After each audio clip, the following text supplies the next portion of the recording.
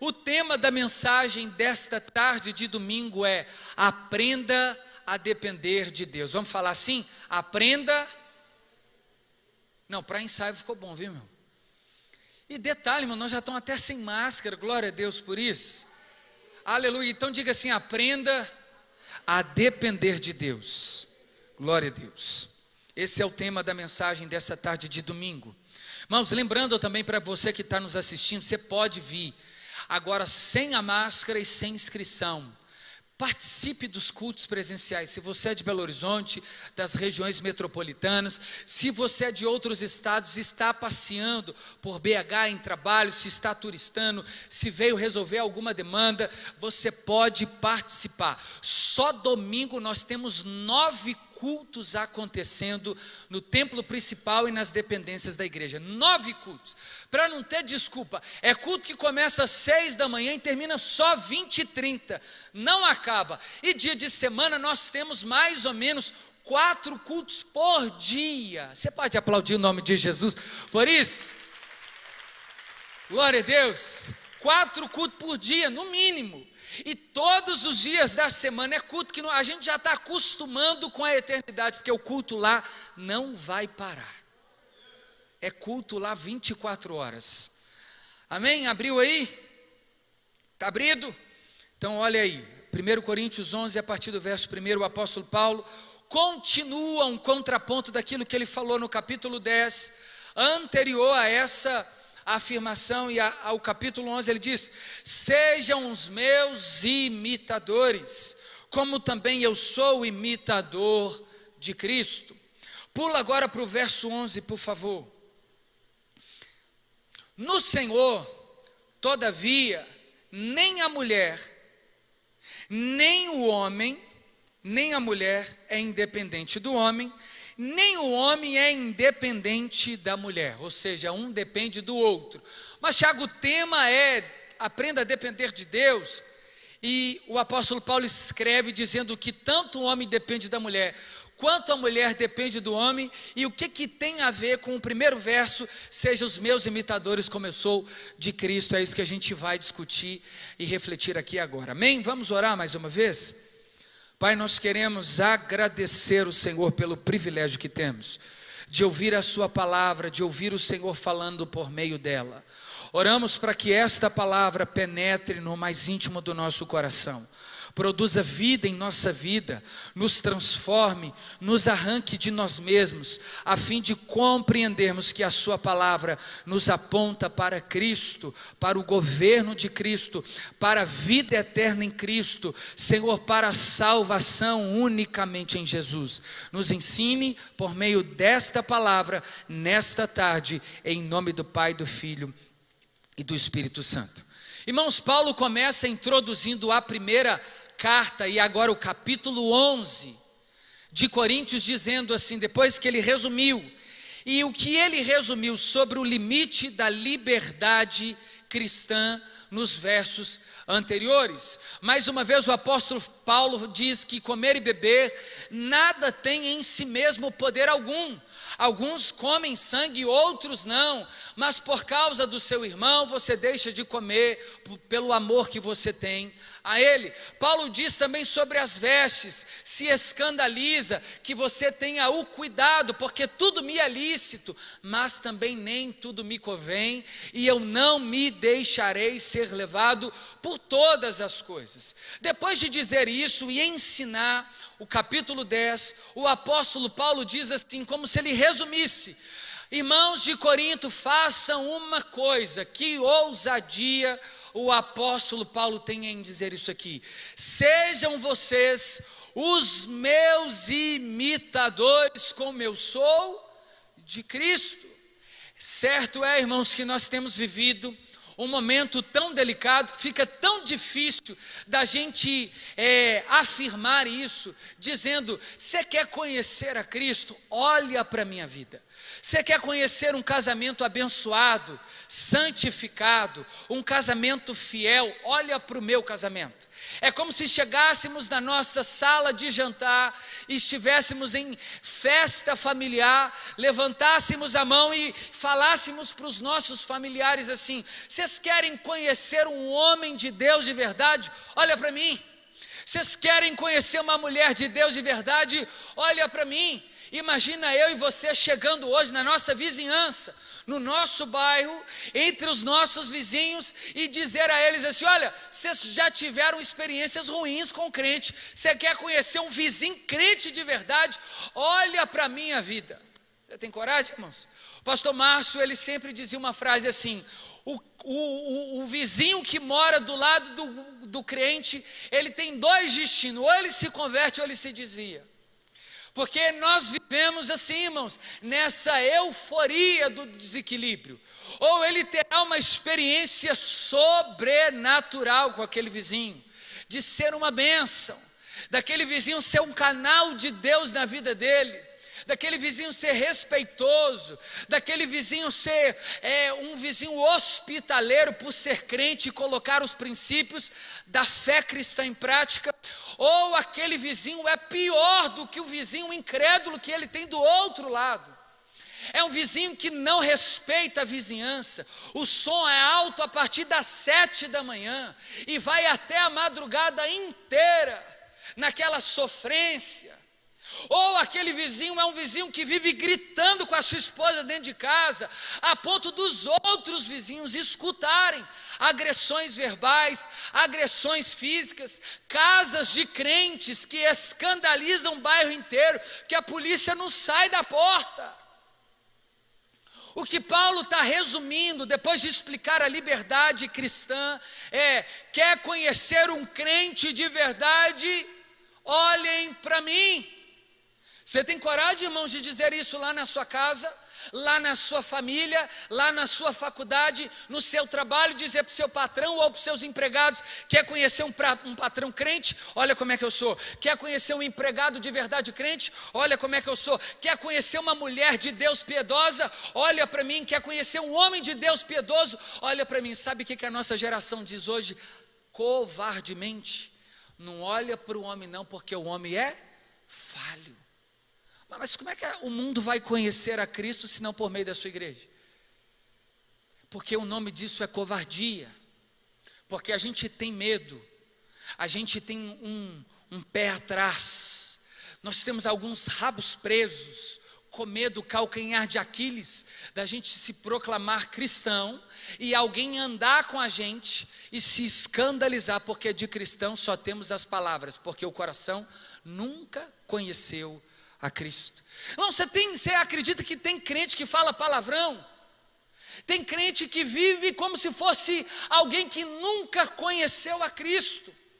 E depois de Paulo resumir assim: olhem para mim, sejam vocês, Coríntios, os meus imitadores, porque a minha maior referência é Jesus. Eu já deixei de viver para mim, agora é Cristo que vive em mim. Já não sou eu mais quem vivo. Coríntios, eu considero não mais a minha vida por preciosa.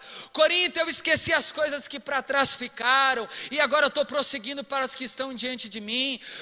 Coríntios, eu já entendi. É claro que eu estou usando os versos que ele diz em outras cartas, em outros lugares, mas é como se ele estivesse dizendo isso para nós. E para a igreja de Corinto: Corinto, nem a morte para mim mais é um demérito, porque para mim eu comecei a tratar a morte como lucro, e o viver Cristo. Irmão, se a gente chegar nesse nível de espiritualidade, a gente começou a entender o Evangelho. Que enquanto a gente estiver cuidando demais da nossa vida para dar certo só aqui, é sinal que a gente está vivendo uma equidistância do Evangelho muito grande.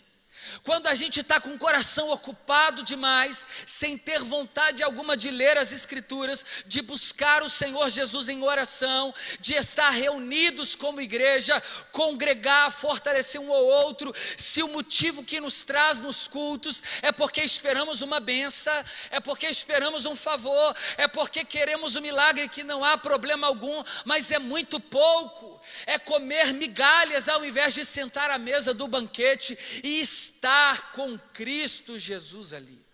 É por isso que o apóstolo Paulo diz isso.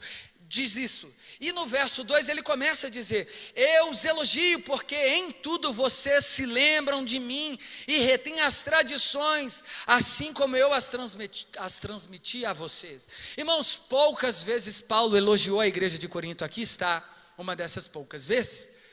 Paulo elogia a igreja de Corinto dizendo: vocês estão conseguindo preservar a tradição, vocês estão conseguindo colocar em prática algumas coisas que eu tenho ensinado a vocês. Obrigado por se lembrar dos princípios, obrigado por se lembrar dos ensinamentos, obrigado por se lembrar dos mandamentos que eu mesmo transmiti, porque eu recebi do Senhor, por isso vos entreguei. No verso 3 ele diz: quero porém, esses porém na nossa vida. Irmãos, eu até gosto de você, porém, irmãos, você é até uma bênção, porém, irmãos, seu ministério é algo assim, mas, sabe, porém, a sua amizade é uma bênção, porém, esses porém na nossa vida é uma dificuldade, mas depende daquilo que tratamos como porém, porque há poréns que nos ajudam a sermos melhores. Quando Jesus pede para João escrever as igrejas da Ásia, ele diz: tenho porém contra ti. Tenho porém contra ti. Jesus queria só denunciar as igrejas? Não. Jesus queria que elas voltassem ao que elas haviam perdido. Os porém, as críticas, quando construtiva, constrói. As denúncias, quando cheias de amor, atraem aquele coração para Cristo. Há amor nas correções. E o apóstolo Paulo não poupou, por mais que ele havia acabado de elogiar. Ele está batendo e assoprando ao mesmo tempo. Irmão, para de querer ficar do jeito peraí, voltando, rebobina aí. É porque o culto me faz correr, irmãos, é pouco tempo para a gente falar muita coisa. Paulo faz querer com que esta igreja entendesse que a correção tem um lugar de primazia na nossa vida, porque quanto mais corrigidos somos, mais perto da perfeição estaremos. E a perfeição não é não errar, a perfeição é ser semelhante e a imagem perfeita de Cristo imprimida em nós. Resumo: quanto mais parecido com Cristo você for, mais perfeito você será. Por isso ele diz: olhem para mim, porque eu tenho olhado só para Jesus. Aí Paulo, depois de elogiar, ele diz: quero porém que saibam que Cristo é o cabeça de todo homem. O que está acontecendo aqui na igreja de Corinto, no capítulo 11, para Paulo começar a introduzir isso? Sabemos que Cristo é o cabeça de todo homem, porque ele foi colocado como cabeça da igreja. Cristo é o principal, é o ponto, é a pedra principal da igreja. Cristo é a cabeça que pensa, Cristo é a mente da igreja, Cristo é o criador da igreja, Cristo é o Senhor da igreja. E quando Cristo na sua palavra, desde os princípios que a palavra, que é o próprio Cristo, criou todas as coisas pela própria palavra, ele já coroou a igreja, ou seja, a coroa da igreja é Cristo, a coroa de Cristo é Deus. Mas por que Paulo introduz isso? Ele vai dizer aqui: quero porém que saibam que Cristo é o cabeça de todo homem. Ou seja, quem que é o cabeça? É a parte que mais pensa na relação, é a parte principal na relação. Você já viu homens que dizem assim: eu amo a Jesus, mas assim com a igreja eu não quero mais conversa? Os desigrejados que têm essa desculpa. Alguém já casou com alguma mulher sem a cabeça dela, só com o corpo? Você já viu por aí? Ou o contrário? Não. Tem como casar com a cabeça que é Cristo sem a noiva que é a igreja? tem que aceitar o pacote completo. Quem ama Jesus ama a sua igreja. Quem ama a igreja é porque ama Jesus. Uma coisa não caminha sem a outra. E essa igreja que eu estou me referindo, que Paulo está se referindo, não é a placa, não é a Lagoinha, não é a Assembleia, não é a Quadrangular, não é as igrejas nominais, é a igreja espiritual.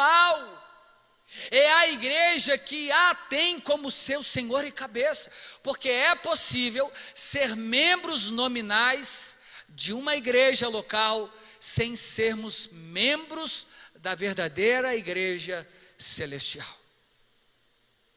Isso é um perigo. Mas para que Paulo introduza o assunto, ele já começa assim, para vocês entenderem. Cristo aqui é o dono dessa igreja. Cristo é maior do que o homem, Cristo é maior do que a mulher, Cristo é maior do que o governo, Cristo é maior do que os impérios, Cristo é maior do que os reis, Cristo é maior do que a economia, Cristo é maior do que a pandemia, Cristo é maior do que qualquer bomba atômica, Cristo é maior do que tudo e todos. É isso que ele vai começar a introduzir. Ele coloca Cristo no lugar da autoridade soberana. Cristo é soberano. E aí no verso 4 ele diz: todo homem que ora ou profetiza com a cabeça coberta, desonra a sua própria cabeça. Toda mulher, porém, que ora ou profetiza com a cabeça descoberta, desonra a sua própria cabeça, porque é como se estivesse rapada. Portanto, se a mulher não cobre a cabeça, neste caso, que rape o cabelo, mas se é vergonhoso para a mulher tosquiar-se ou rapar o cabelo, que ela cubra a cabeça. Aqui Paulo fala acerca do véu. O que está acontecendo? Para que a gente entenda sobre o véu e a importância do que Paulo vai falar, a gente tem que pegar o contexto da igreja de Corinto.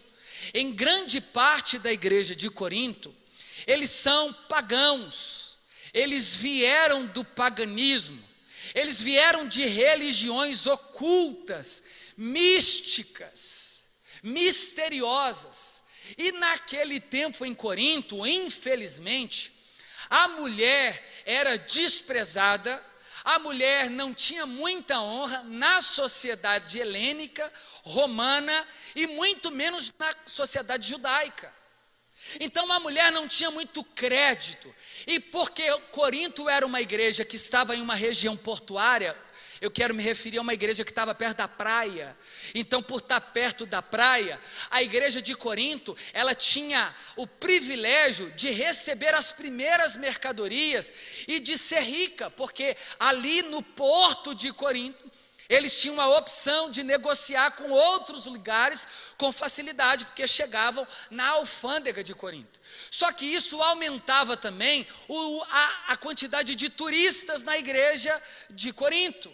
Então alguns gentios e judeus se converteram, mas alguns gentios não deixavam as suas práticas ocultistas de lado.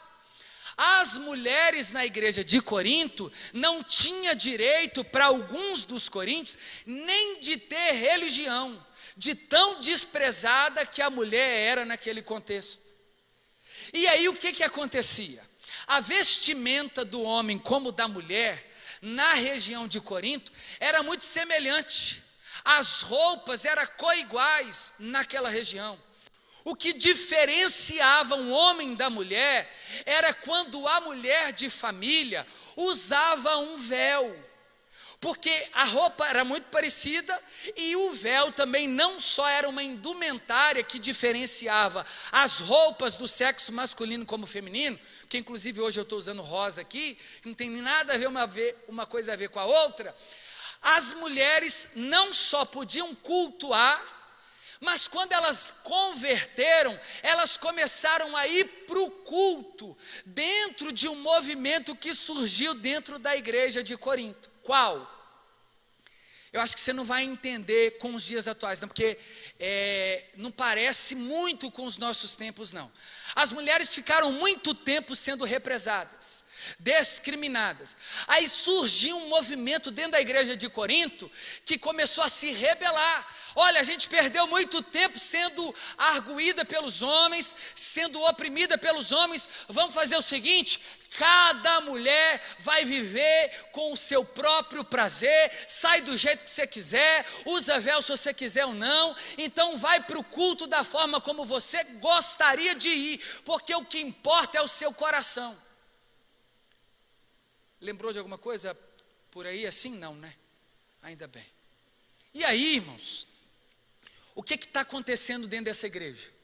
A igreja está vivendo um conflito, porque a mulher nova convertida, que saiu da sociedade helênica ou grega, sem muito princípio, chegou na igreja de Corinto sem o véu. E normalmente uma mulher sem o véu, se eu pudesse transliterar, dar um exemplo para os dias naturais, é como se entrasse aqui agora, uma mulher de biquíni sentasse aqui na cadeira. Chamaria ou não atenção? E a gente ficaria ou não escandalizado com uma mulher de biquíni aqui, ou um homem, entrasse com a sunga aqui e ficasse os dois aqui, ó. Que escândalo que seria, irmão. É claro que isso não está acontecendo em Coríntios, mas o uso do véu não só deflagrava ao mesmo tempo uma honra da mulher, como também blindava ela de ser uma mulher de um caráter ilibado e irrepreensível. Era um cuidado a mais que uma mulher de família tinha.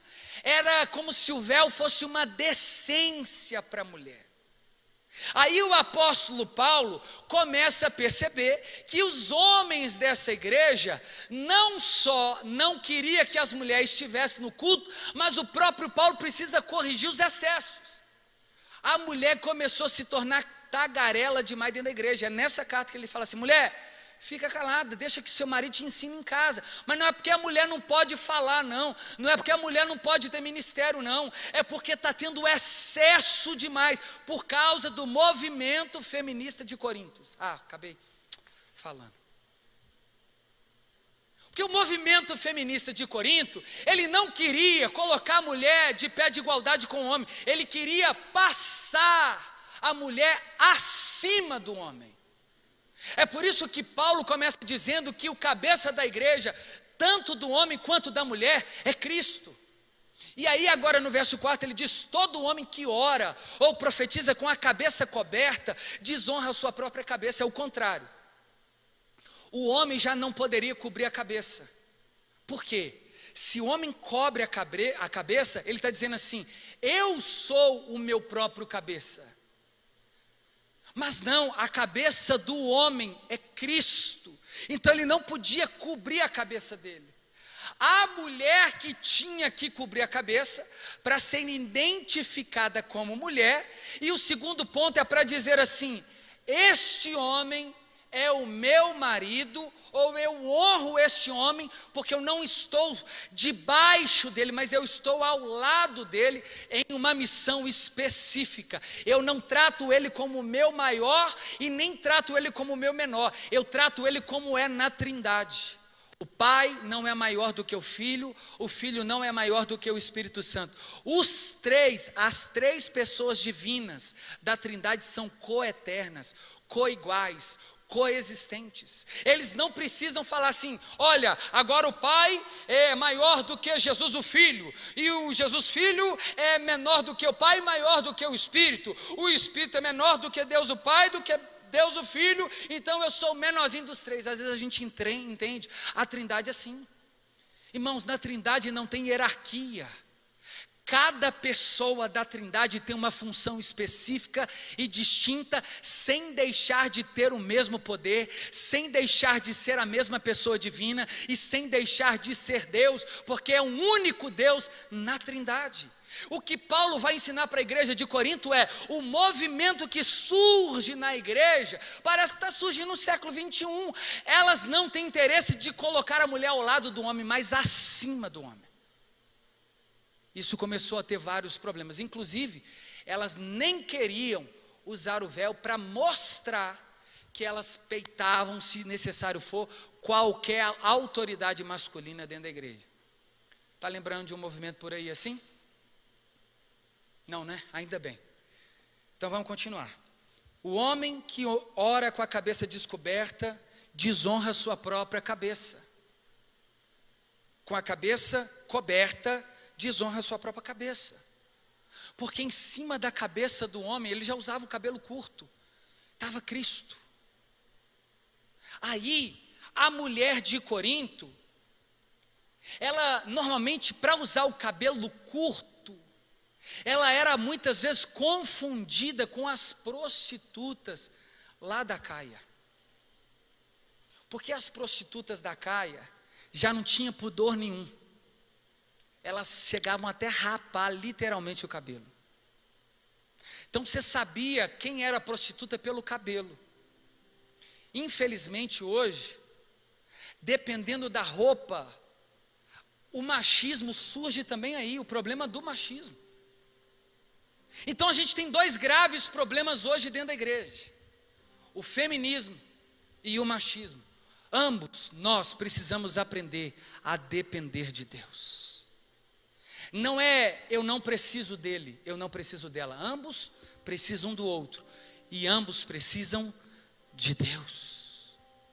Ninguém faz nada sozinho. Ninguém é bom o suficiente sozinho. As mulheres lá da Ucrânia, dentro do movimento feminista, lutou para não participar da guerra, sabe por quê? Só os homens estavam na frente da peleja. Cadê as mulheres no tanque? Com o fuzil na mão? E o contrário também, aonde estão os homens cuidando dos filhos?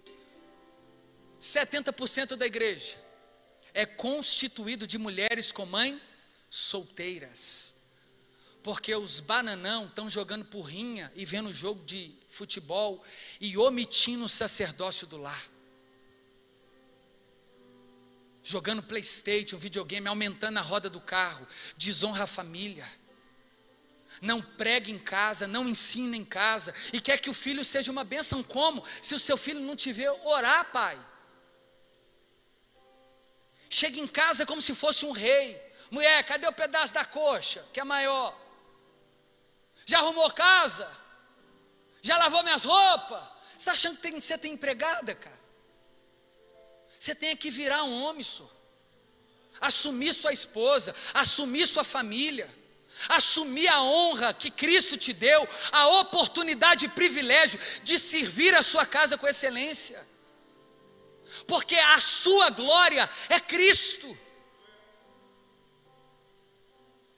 Homem que deixa a família inteira se endividar, porque o bonitão gasta dinheiro no futebol e na pelada, nem aposta, nem jogo de bicho, nem bingo, nem loteria, vê o filho passando fome, não busca o menino no colégio, não vai em nenhuma reunião, não leva o menino para jogar uma bola. Falta homem nessa geração de verdade.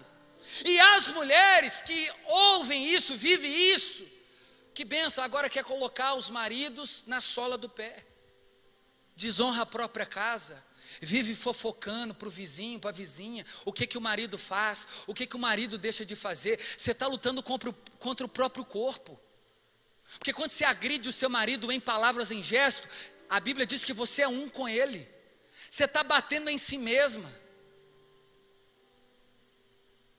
Mulher que expõe um homem, que não é submissa, não consegue obedecer a ordem de Deus através do marido, não é estar debaixo dele não, é ser uma mulher modesta, uma mulher prudente, uma mulher sábia, e não uma tagarela, rixosa, reclama de tudo, tudo está ruim, tudo está ruim, tudo está ruim. Hoje eu não sou boa para ninguém, né? Graças a Deus, nem para mim, nem para você. O uso do véu era um resultado da desordem social daquela igreja. Cada um não assume o papel e quer cuidar do papel do outro. Irmãs, deixa que os homens precisam se entender com Deus. A gente tem que cuidar do nosso. Homens, cuida do seu problema. A gente está dando conta do nosso papel, a gente está querendo cuidar do papel do outro. É isso que está acontecendo, dois movimentos dentro da igreja. O homem acha que manda demais e a mulher acha que manda mais do que o homem. Aí ninguém manda nem ninguém, fica duas rebelião, cada um puxando a corda para o lado e as famílias destruindo. é filho de pais solteiros, é filhos abandonados, é filhos dentro de abrigos, é filhos esquecidos, é aborto, é crueldade como resultado da desordem do princípio de Deus. Ele fez homem e mulher, um precisa do outro, e os dois de Deus. Amém.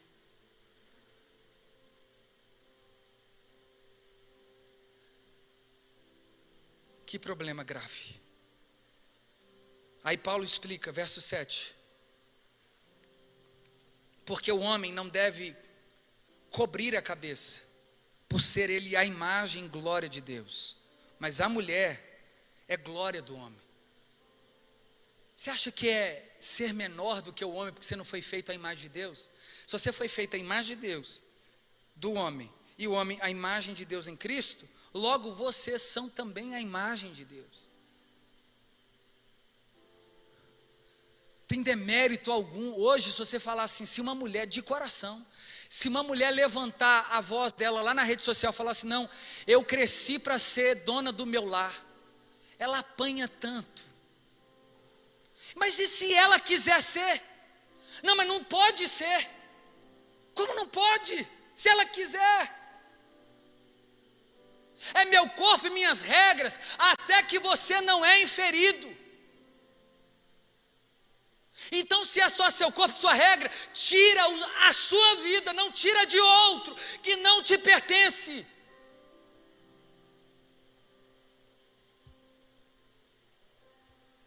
Não mate quem é inocente no seu ventre. A decisão se toma é antes de ir para a cama, não depois.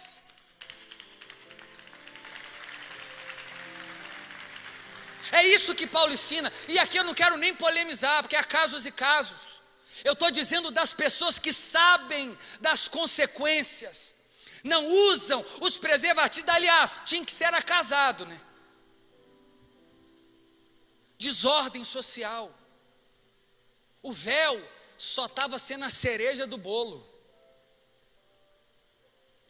Extremos políticos, aspectos políticos, está dividindo família? Não, o que está dividindo família é o coração do homem que é mau, depravado.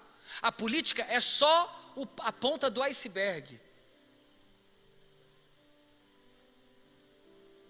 Homens, muito das consequências dos abortos são culpas nossa. Fazê-lo filho, todo mundo quer virar o olho, mas assumir, ser homem de verdade ninguém assume.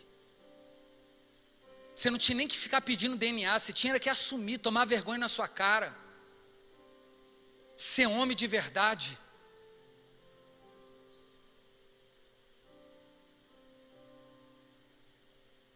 Amém?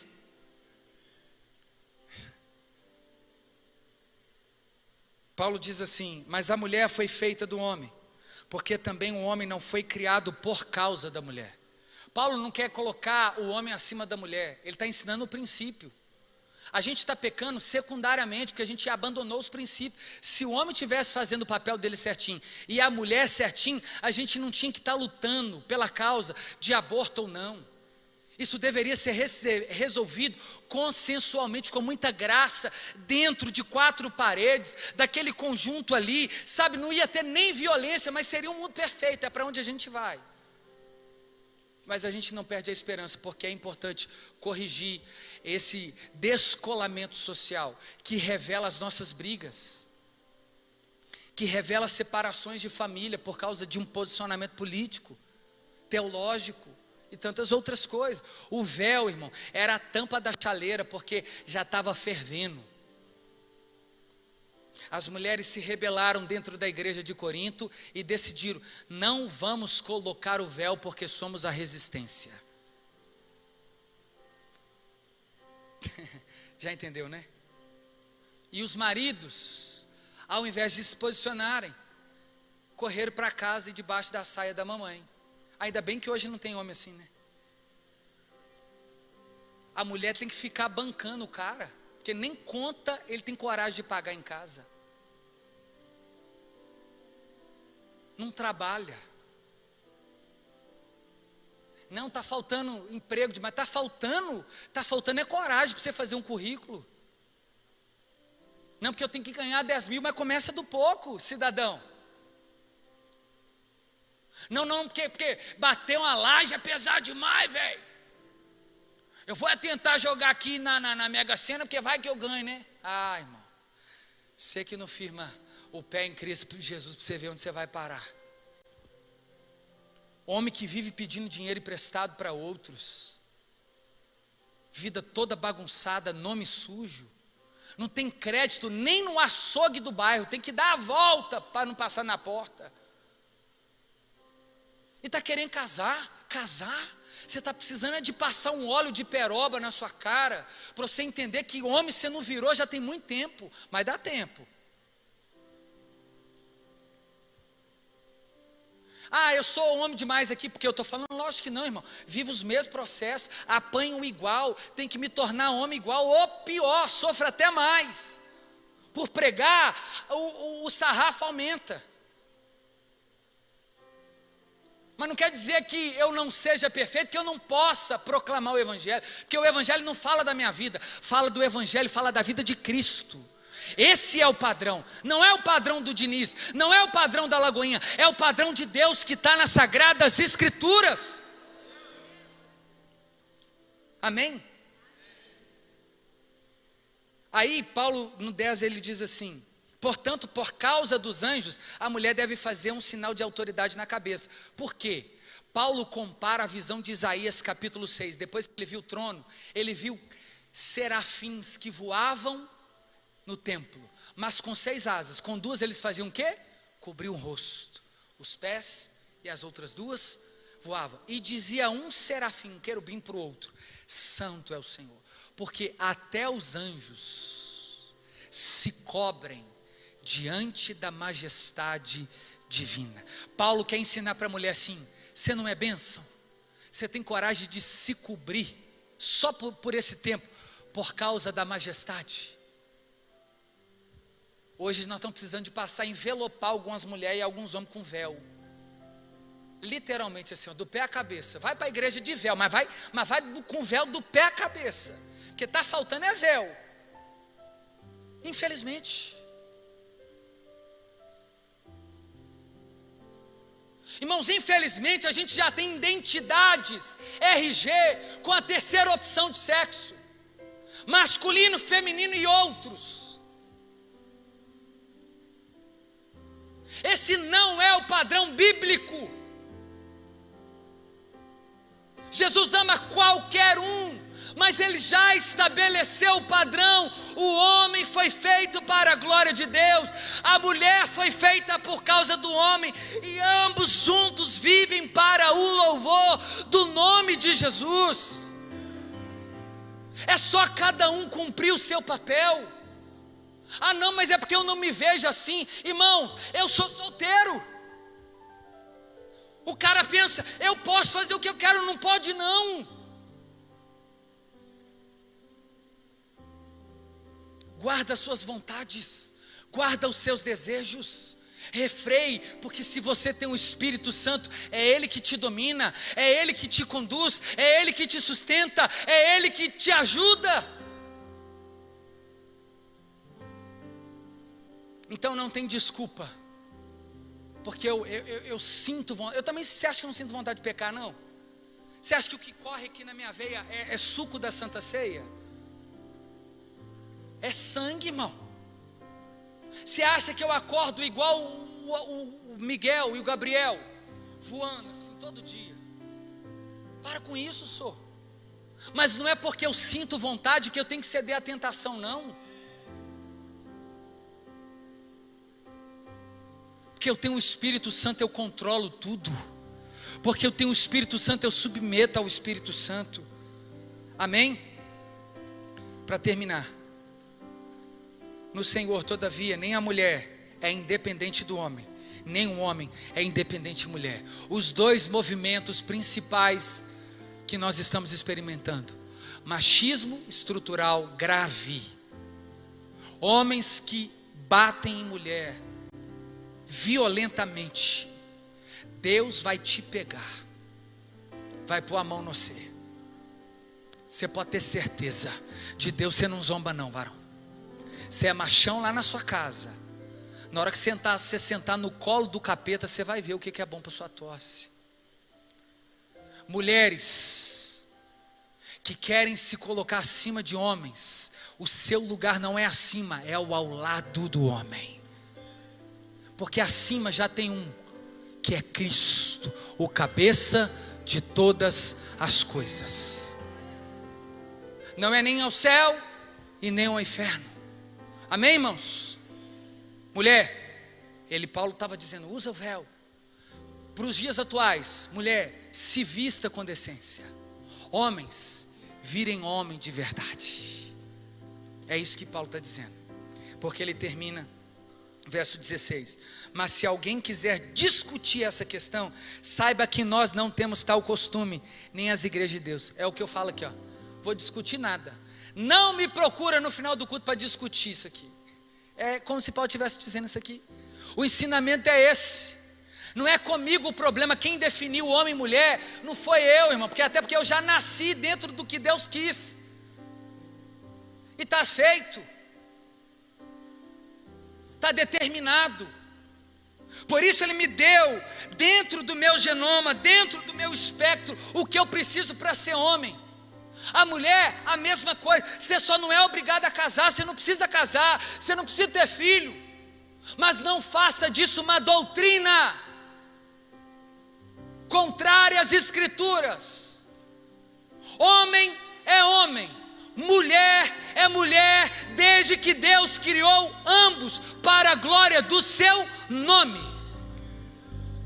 E o assunto encerrou, como Paulo disse, não discuta, porque a igreja de Deus não discute isso. Amém?